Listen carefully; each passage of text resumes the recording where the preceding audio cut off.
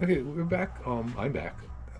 So we're gonna talk about more than the bowls. Yeah, after we're done, I had to redo this because I don't know what happened to my original one. Anyway, so when you prepare your blank, the first thing you want to do is you want to cut it in half like this. If the pith is here, and what that does is it cuts your blank in half. It gets rid of the pith where 90% of your cracks start.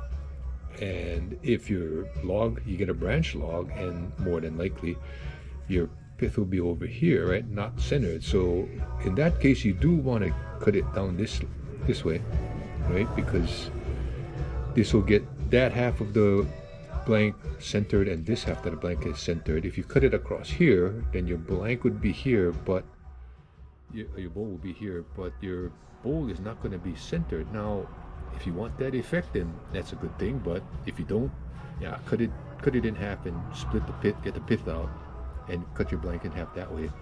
So if you orient your bowl with the base of your bowl towards the outside in the sapwood, imagine that if this is your heartwood and that's your sapwood, what'll happen is you get the heartwood, which is usually more beautiful in my opinion, in the center, and it'll be on the edge of your bowl, and most of it will be gone. However, if you do it this way, and your base of your bowl is here, right? Your heartwood would be centered in the bottom of your bowl, and you'll get to see all of the bottom of the bowl, and you'll get very little end grain. And if you used to work in a flat world like I used to, yes, they always say it's not polite to show end grain. So if you orient your bowl this way, you'll get the heartwood centered in the bottom of the bowl. When you look in the bottom of the bowl, you'll see all of the heartwood. Anyway, that's my theory. So we'll get to the late after this. So yeah, it depends on. Oh, the other thing is that you'll get from the same size blank, you get a physically bigger bowl if you turn it this way, right? Cut it this way, because obviously you're not gonna get all of that waste on the other side. And if you have woods that do not have a pronounced heartwood, that might be the way to get the biggest bang for your buck, so to speak. This way, obviously, your bowl is not going to be physically as big, right? But then you could also cut it like this, and you get what they call a natural edge bowls, and I'll touch on that when we're doing the touching. I mean, when we're doing the turning. The problem with that is if you haven't never turned a natural edge bowl, you can imagine that when you turn this part, you'll be turning air half of the time when the bowl's spinning like this, right? So it's a little bit of a challenge, okay? So we'll be back. Okay, so here's a bowl that the sapwood is on the outside. This has a lot of heartwood, so it's not as dramatic as if this would have been all sapwood. But you can kind of see the difference, right? That if you was to turn it, you would have the end grain going this way, and your end grain shows up with your heartwood. And on the other hand, and this is what we'll look at this. This is what they might call what we call a natural edge bowl. And when you do cut these, I add super glue here to try to hold the bark on. But this is what I mean when you look on the bottom of your bowl and you'll see your heartwood. And on the outside, I think it's pretty dramatic that you can keep your sapwood and your heartwood separated, and it's pretty nice, I think. So that's the difference of when you're orienting your bowl blank. And I'll work on this a little later, but natural edged bowls, that's a different skill set, because some of the times, let me check this up real quick. A lot of times when you're cutting, you'll be cutting wood and air, right? So it takes a little bit of different skills and getting used to that action. So anyway, so let me chuck stuff up actually good, and I'll be back. Okay, so I put it on a chuck, and I did some minor cutting so that you don't have to watch that. And this is how I finish the inside. Well, not finish, but do the inside of the bowl. Right, so you start on the edge. Your tool is pretty flat, Hopefully I don't get escape here.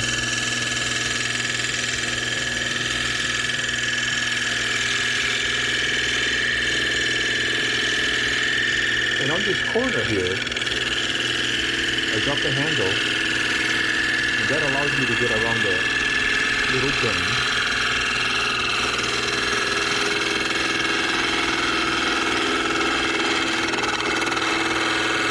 There's a termite track, so that's what that noise is.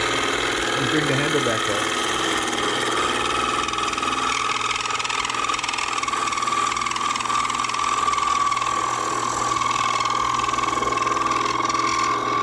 And I think 90% of us have trouble right here. You get this little nib in the center, right? You either get a nib, this is a nib, or you get a little divot, but I don't know how to prevent that. Anyway, so that's how you cut the inside of the bowl. And it's pretty good. Two things you should remember. You get your gouge, and this is just a scraping cut. Very gently get that edge off and get this edge off, because those two edges are very, very, very sharp. One of the other tricks that lots of people told me is that this edge here on the bowl should be 90 degrees to the edge of the outside of the bowl. So right now it's flat across. So I'll take this.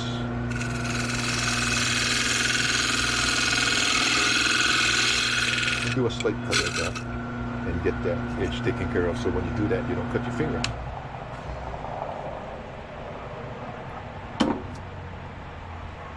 And if I can find my chuck key.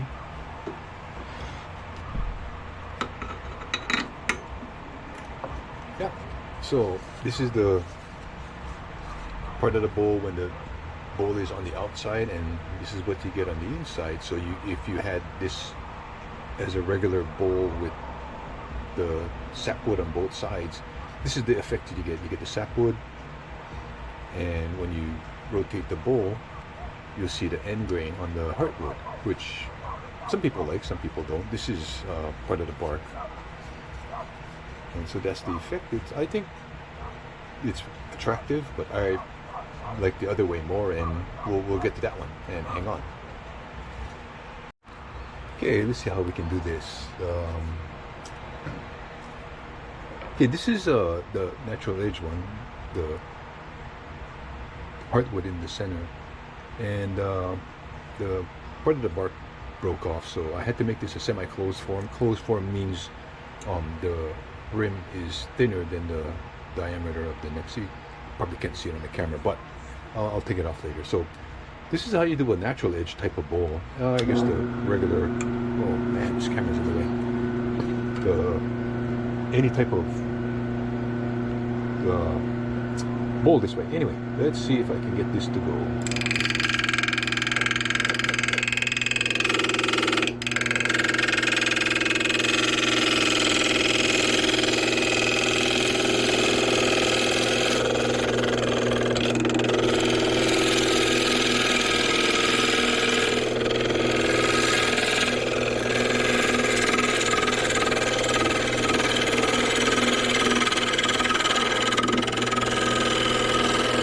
Drop the handle, try to come around that corner.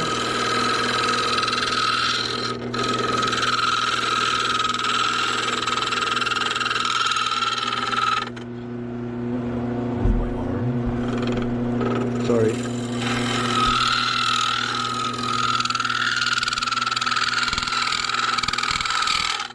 Noisy, yeah? Sorry. Oh, I'll take a shorter cut.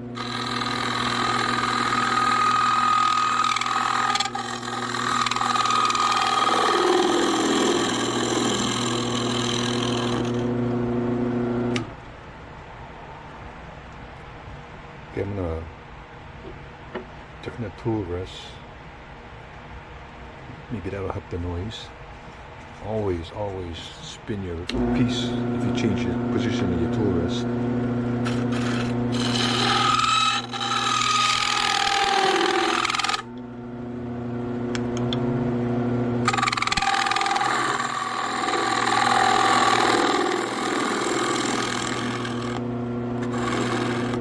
Okay, so you see that it is not very good finishing there.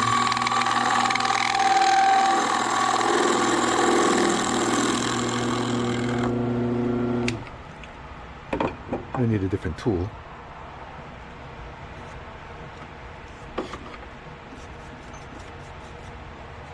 Check my bottom here. I got some room.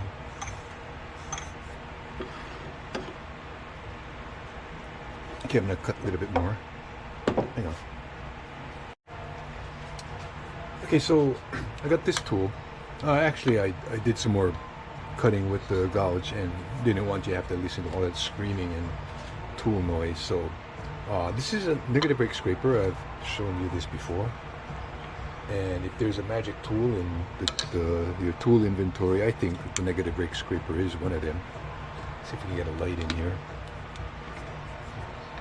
So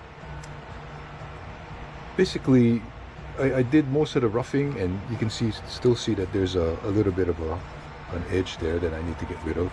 And then inside of a bowl, the negative rake scraper is just wonderful for that. Your tool rest needs to be just a little bit above center line.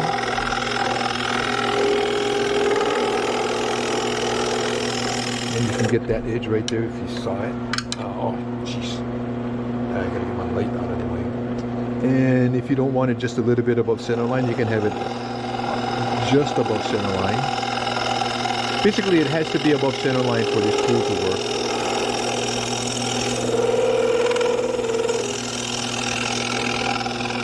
As you can see, it does cut both ways. But the problem is that it doesn't take off a lot of wood, as you might notice. And I got this one sharpened. Oh, okay, I gotta get rid of this light. Sorry. And the problem is that it.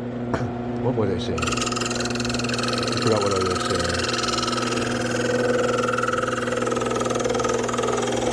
Sorry.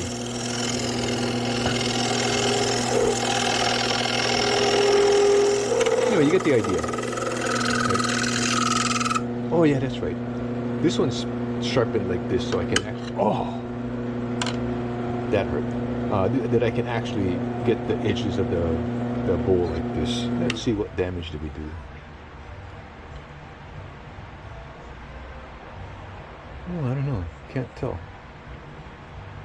Lucked out. Oh, here it is. Anyway, I blasted off a bunch of that bark. Anyway, so the problem with the natural edge bowl when you cut it, right, that this thickness here looks a lot thicker than this thickness here, and this looks even more thicker, right? And it's because of the angle of the wood. So the big challenge on these natural edge bowls is that you need to get the depth around this edge here very consistent, and this isn't, obviously, but that's the big challenge. And most of the time you want to make your natural edge type of bowls with an open configuration, but because a lot of the bark fell off, I had to cut a lot of the bark here off, so that limited my amount of bark that I had, so I had to follow this thinnest part. Anyway, so that's how you orient stuff. And I'll take this off the chuck real quick. You guys remember, right? I always mark the #1 jaws so that I know where to put it, so you can put it back. So this is when the arrangement that you get when you put your heartwood in the center. That you get very little end grain.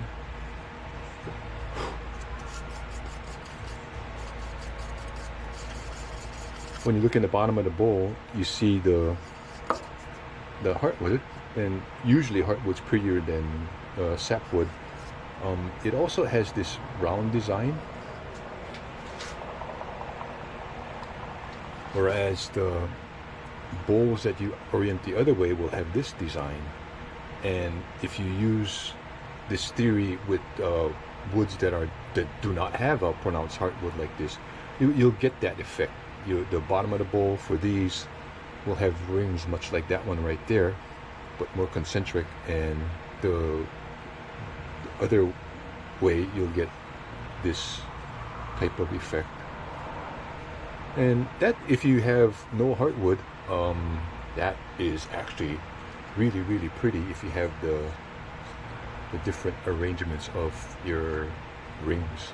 Anyway, so that's the beyond the basic bowl type of thing, and hopefully this makes sense and keep going. All right, thank you.